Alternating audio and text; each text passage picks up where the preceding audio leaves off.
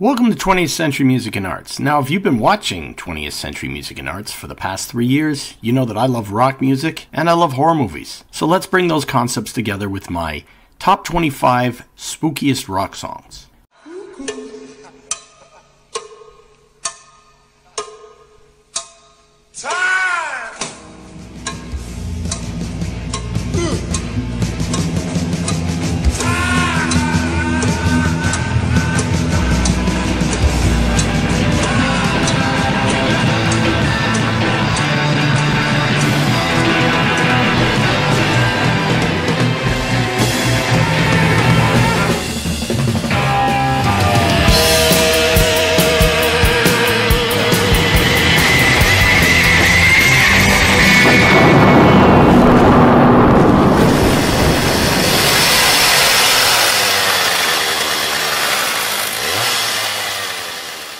Now, before we get started, the amazing intro you just watched was done by my friend Burn Power. He's an American living in the country, Georgia, not the state of Georgia, the country, and he recently broke his arm and needs help with the medical expenses. I've put the PayPal link in the description. Any contribution would be helpful. Now, this list was really fun to make, and I had to narrow it down to just 25 songs. And I generally kept it as one song per band or artist, though I cheated in a couple of places, as you'll see. And the songs had to be kind of spooky in tone, or thematically dealt with kind of horror-based subject, or just a dark subject. Some of the songs are quite fun, others are downright scary. Anyway, let's get started. Now, first on the list is Bloodletting by Concrete Blonde. Now, this vampire-themed song from the 1990 album of the same name is just an amazing song. It has this kind of like stalking bass line, this kind of haunting guitar textures, and it's kind of atmospheric, and it's layering this kind of blend of rock and kind of gothic sensibilities. You know, it's kind of like blues rock meets goth. It's really, really cool. And the album came out during kind of the height of the popularity of the kind of Vampire Chronicles by Anne Rice, and that imagery is throughout the lyrics. You know, you were a vampire and baby, I'm the walking dead, and there's references to New Orleans. And Jeanette Napolitano's voice, it just tells the story during the verse, and then she really belts out emotionally during the chorus. It's just a great atmospheric song, and a great way to start this list.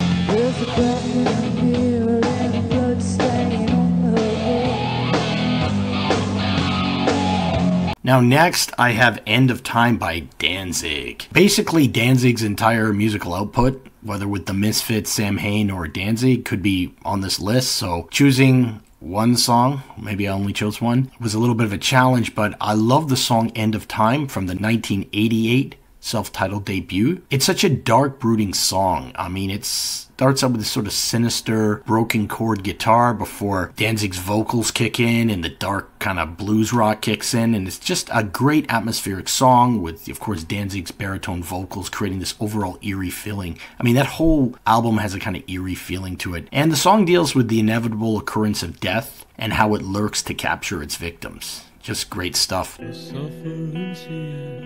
The weight is gone. The streets are filled with the hollow sound. Now, number 3, we have DOA, or stands for Dead on Arrival, by Blood Rock. This is an absolutely fantastic song, and it's off their 1970 album Blood Rock 2. Now, make sure you listen to the 8.5-minute version from the album instead of the 4-minute single version they released in 1971. Now, the song describes the aftermath of kind of a mid-air plane collision, and the lyrics are sung from the perspective of someone on the ground dying and just kind of recalling what happened as the kind of sheets being pulled over them. Yeah, there's a use of organ on this song that is so creepy, and it sounds kind of like a horror movie soundtrack. And, you know, this description of somebody dying or in the process of dying must have been very shocking for 1970, and the song was actually banned by some radio stations, but it has just a great sound, and it's just a great organ-driven rock track. Now, of course, we're looking at 1970. We have to look at the title track from Black Sabbath's debut album, and the track's also called Black Sabbath, and of course the band is Black Sabbath. And the track, the album, and the band's name, they were all taken from the 1964 Boris Karloff horror movie. Now, this track sounds like a horror movie, and you know, it's also arguably the first true heavy metal track. You know, it starts out with this rainy storm before the heavy tritone guitar kicks in of Tony Iommi, and Ozzy singing lyrics written by Geezer Butler. It's describing a figure in black that Geezer Butler had hallucinated one night pointing at him, and eventually, you know, Satan's going to show up in the song, and the song with its riff and its intensity, it used to scare me when I would play it with the lights out, but it's just an essential song to listen to. Okay, next we have The Howl by Sam Hain. Okay, I did kind of cheat here. And this is kind of a werewolf song. It's from their first album, Initium, and it's got tribal drums and some shocking, really shocking lyrics about a groove of bleached bones where lupins vomit children's limbs and taking all the liberties with the human anatomy. I mean, just graphic, brutal stuff. And I guess it's about werewolves eating people and the warning of not to go up to some area, and you'll hear the howl. But what makes it even more eerie is this sort of almost lo-fi production, because it kind of adds to the atmosphere. And of course, Danzig, he's actually howling the chorus. It's absolutely great stuff.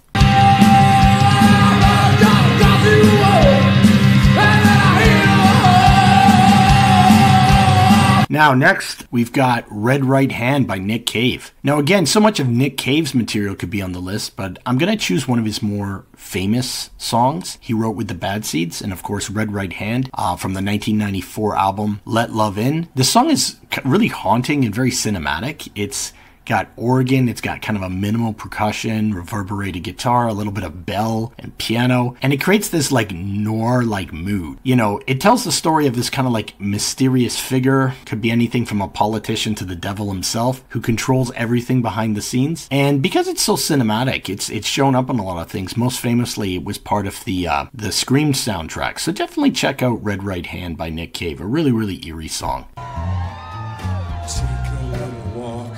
To the edge of town, I'll go across the tracks.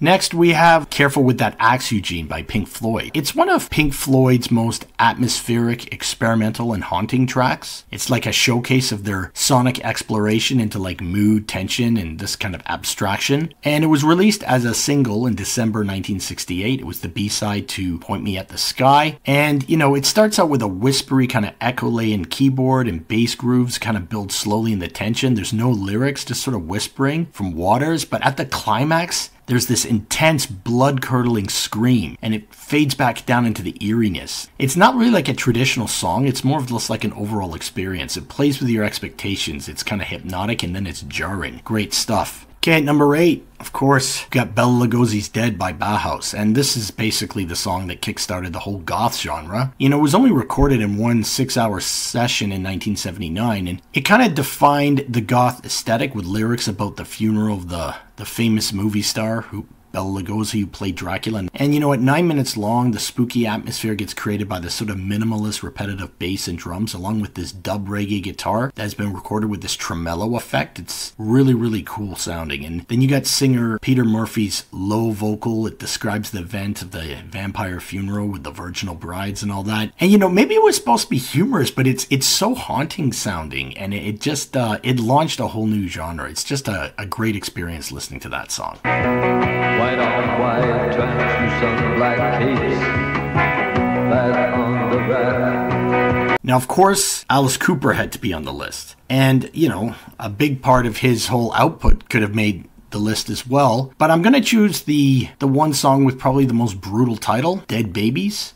This track is off Killer from 1971, just an incredible album. And the track features a kind of groovy but ominous kind of piano rock sound, and there's hard rock guitars, and Bob Ezrin's production, it kind of adds a dramatic tension, and it shifts between sort of the softer verses and the louder, more chaotic choruses. And it tells a really disturbing story about the neglect and abuse of children. It's kind of like the title is a metaphor for the consequences of social neglect. The band uses shopping lyrics and stage antics kind of like to challenge these social norms and force the audience to confront very uncomfortable topics. And of course, it helps cement Cooper's legacy as a shock rocker. Then from the ship upon the wall. Now I'm going to go into some tracks that are from the sort of bigger extreme metal genre, and there's 3 different subgenres we're going to look at. So let's start out with death metal, and for that I'm going to choose Immortal Rights by Morbid Angel. Oh man, this track off their fantastic debut Altars of Madness from 1989 is just a whirlwind of like blast beats, fast tremolo guitars, and growled vocals. There's a lot of crazy time changes, and the noisy chaos is almost kind of psychedelic. And the song's title, Immortal Rites, it suggests this forbidden ceremonies or magic aimed at kind of seeking eternal life. The band were really into the sort of H.P. Lovecraft and the whole Necronomicon thing, and it's just a great, chaotic, eerie, heavy track. Yeah, definitely check out that song, Immortal Rites by Morbid Angel.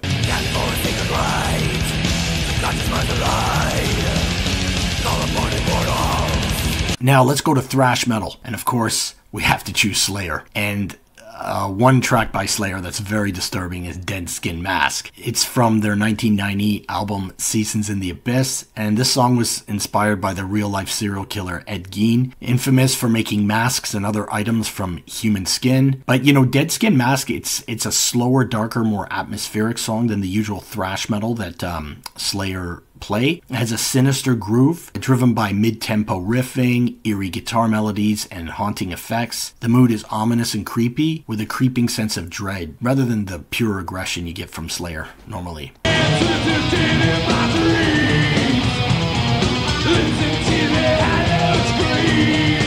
And the last genre of extreme metal we're going to look at is, of course, black metal. And I chose an early classic from the second wave of black metal. I've chosen In the Shadow of the Horns by Dark Throne. This track from the Norwegian band's album A Blaze in the Northern Sky. Unlike later black metal releases into the millennium, this has a really, really lo-fi primitiveness to it that makes it even more eerie sounding. The themes include kind of mysticism, evil, and then the natural forces of the north, kind of fitting Dark Throne's embrace of the cold northern landscapes and dark spirituality. It's evil sounding, but it's kind of stripped down in a punk rock kind of way. Really, really great stuff.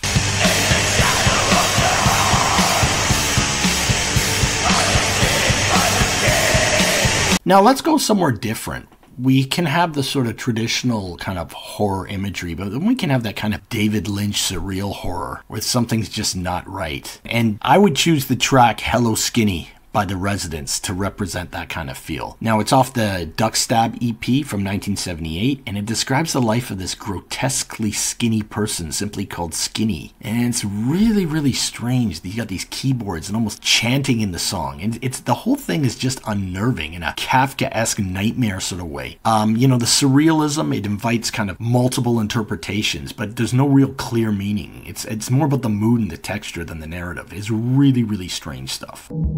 Skinny never knew any questions, and Skinny never looked at lights. For this, I've chose a song called Frankie Teardrop, and for the YouTube people, I will just call the band Self-Cancellation. You can look it up. This track was from the band's 1977 debut album. It's a stripped down, minimalist electronic track driven by a relentless drum machine beat and primitive synthesizer lines. It's really, really brutal.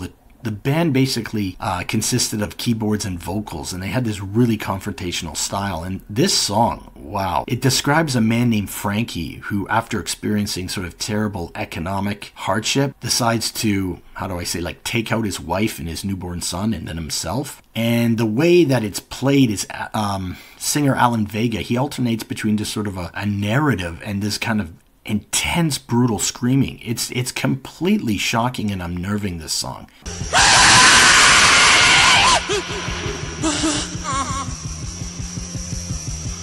Now next you have the song Lucifer's Friend by the band Lucifer's Friend from the 1970 album Lucifer's Friend. And, you know, this track in a lot of the album, it sits right at this crossroads of early kind of Black Sabbath style doom, progressive rock, and psychedelic hard rock. It starts out with these really, really eerie sounds before the band starts rocking out in reminiscent of like Deep Purple Mark II or Uriah Heep, very organ driven. And the song describes a small demonic figure coming to a man's window and tempting him. Really, really eerie stuff, and it's just that great organ and great soaring high-pitched vocals. I wish this band was a lot more well-known. Really, really great stuff. Come take my hand, I'm Lucifer's friend. Next up, we've got What's He Building by Tom Waits. This is off his 1999 album Mule Variations. This track features like no melody and singing and almost no music, just kind of atmospheric sounds, ambient noise, and of course Tom Waits' low, paranoid, spoken word narration. You've got kind of creaking wood and hammering and tape hisses in the background. The piece is delivered from the perspective of a noisy, paranoid neighbor who is obsessed with the mysterious activity of the man next door. It's like a monologue of suspicion, filled with all kinds of wild speculation. And it's got, like, you get a feeling you're reading something by Edgar Allan Poe or watching a David Lynch movie, even some H.P. Lovecraft in tone. It's more terrifying for what it doesn't say. It's like this fear of the unknown. Great stuff. What's he building in there?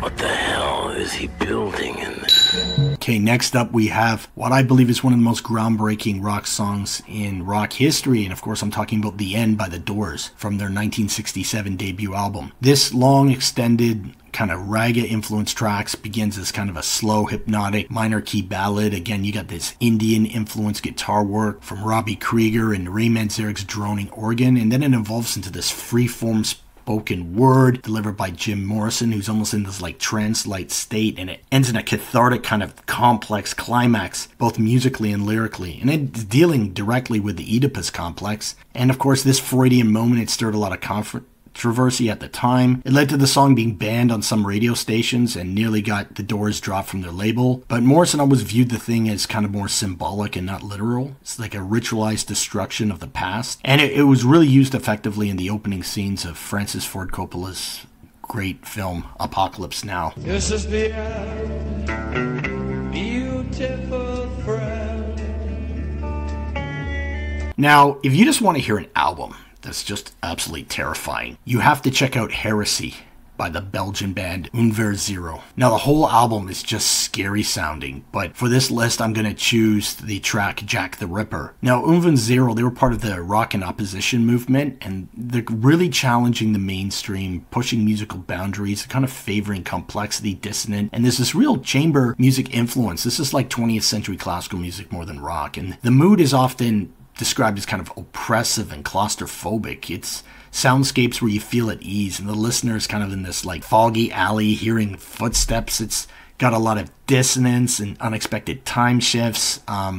There's contrast between the quiet and the loud. You've got classical instruments here like oboe and bassoon and violin, and they just build through tension throughout the entire track, along with the drums. Yeah, again, it's very much in the 20th century classical music vein, and it really sounds like a horror movie soundtrack.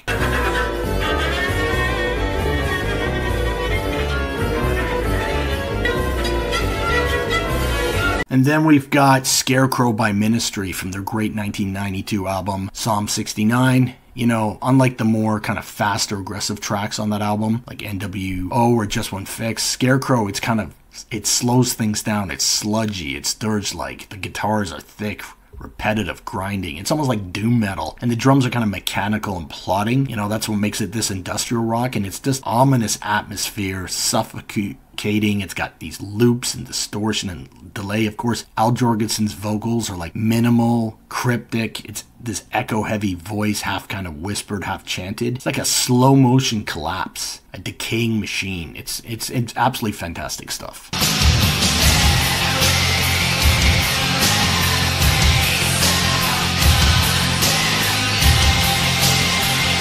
Then we've got Dazed and Confused by Led Zeppelin. Wow, this is just such an incredible song. Now, it is true that Page took this song from a man named Jake Holmes, who had done a version in 1967, but his was a real folk-inspired tune. What Page would first play the song with the Yardbirds, but he would do something very different with it. He made it much more sinister and intense. Now, it's from Led Zeppelin's debut album from 1969. It starts out with the descending ominous bass riff by John Paul Jones, and then there's Jimmy Page's guitar work, which is just incredible. He uses a violin bow to create these eerie wailing sounds, and he's got kind of like spaced out blues and explosive hard rock solos, and Robert Plant's vocals go from soft and haunted Haunted to Soaring and Unhinged. And then, of course, the heart of Led Zeppelin is really John Bonham's drumming. It's just controlled chaos. It's thick, it's pounding, it's amazing. You know, this is a blues song at heart, but it's just acid-fueled craziness. It's surreal and dreamlike. Amazing stuff. All I gotta say is,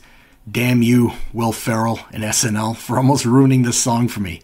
Yeah, of course, I'm talking about Don't Fear the Reaper by the Blue Oyster Cult from their great 1976 album, Agents of Fortune. You know, this track, it's one of the most iconic songs of the 1970s. It's kind of mysterious, but it's very melodic, tinged with darkness, though. It's, you know, thought of a thinking person's rock anthem. You know, that opening riff, it's instantly recognizable, it's bright but haunting, and then it's got this mood that's kind of melancholic but dreamy, and yet it's kind of driving, too. And the guitar solo is, like, melodic but not flashy. It's full of feeling rather than speed. And then you've got the vocals. The vocals are actually quite soft and calm, almost ghostly sounding, and it's Buck Dharma. He's the one singing instead of Eric Bloom, who usually sang most of the tracks for Blue Oyster Cult. I won't mention the cowbell. But you know, this song, it's been featured in so much horror stuff, like the Stephen King's The Stand, Scream, Supernatural, X-Files, and of course Halloween in 1978. It's both beautiful and eerie, and kind of the theme is it's reflecting on death with calm acceptance rather than panic. And of course, this is just a timeless song. Next up, we got some Iron Maiden. Now, I grew up in 1980s, right at the height of the kind of satanic panic, and I would see these kids wearing these, you know, demonic-looking rock t-shirts with bands like Iron Maiden on them. And then when I heard this song at the age of 12, I thought it was the most evil-sounding thing ever. You know, I'm talking about Number of the Beast by Iron Maiden from the 1982 album of the same name. Now, it opens with this chilling spoken-word passage, quoting and paraphrasing Revelations 13:18 from the Bible, and it's delivered in a deep theatrical voice. Now, I always thought it was Vincent Price, but it's apparently actor Barry Clayton. Now, when the riffs come in, there's these like galloping guitars, you got soaring dual harmonies, he's got these aggressive solos, and of course, Bruce Dickinson, this was the album he debuted on. He's got this like operatic range and theatrical delivery, and the drums and bass are just pounding and relentless. Now, despite its tone and biblical references, this song's not like satanic. It's just a horror-inspired story, a dream or vision of somebody witnessing like maybe a satanic ritual and being kind of overwhelmed by it. The Number of the Beast by Iron Maiden is definitely one of the most iconic heavy metal songs of all time, and it's dramatic, it's controversial, and it's just a defining moment for the genre. Now, we have a fantastic, amazing song up next. Of course, I'm talking Black Number 1, or Little Miss Scarrow by Typo Negative off their 1993 album Bloody Kisses. Now, this is actually quite a funny song too. It's humorous, gothic metal, and it mixes sarcasm, romance, and a lot of doom. You know, it's both a parody and a celebration of gothic culture, and it's one of the band's most defining tracks. You know, you got elements of like Sisters of Mercy and like doom metal all kind of merging together, and horror movie tropes in there. You know, these great organ and harpsichord interludes between the heavy riffs and Peter Steele's almost vampiric vocals. It's absolutely wild. And the song tells the story of kind of a vain, melodramatic woman who's obsessed with death, vampires, and of course herself. And you know, the narrator, Peter Steele, he both mocks her and he obsesses over her. Really check out this song by Typo Negative. Now, we gotta have Ozzy on the list. Now, I know Ozzy already made an appearance with Black Sabbath, but we need to include his solo stuff. And you know, this video made a huge impression on me as a kid. And of course, I'm talking about Bark at the Moon by Ozzy Osbourne off the 1983 album of the same title. It's a high-energy metal anthem packed with kind of gothic horror imagery. You got these great shredding guitar work, and of course, Ozzy's kind of madman charisma. And, you know, it was a major comeback for him in the early 80s. He had lost his previous guitarist, Randy Rhoads. And, you know, what's great about this is metal, but it's accessible and theatrical. And it's just a lot of fun. There's fantastic guitar work from Jakey Lee on this track. It's a werewolf tale where the narrator is becoming a creature of the night. And, you know, the video, man, watching Ozzy become a werewolf in this video was both frightening to me, but it was also hilarious. It's just good fun. Man, I really miss Ozzy.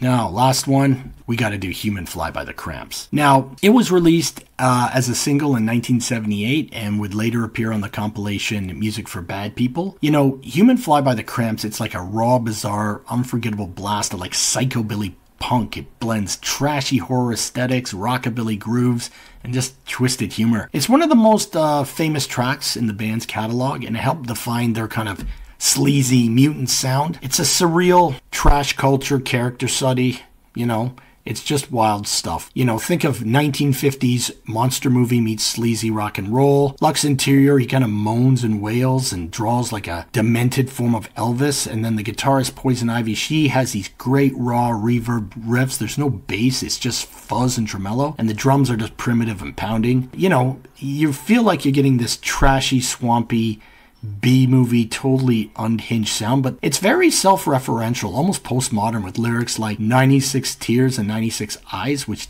directly references the song 96 Tears by Question Mark and the Mysterians. You know, Human Fly, it's like a mission statement. It's loud, low-budget, bug-eyed, and totally untamed, and a great way to end the list. When I'm a human fly, I said I say Alright, thank you for watching 20th Century Music and Arts. Please like, share, subscribe, and comment. What is your favorite spooky song of all time?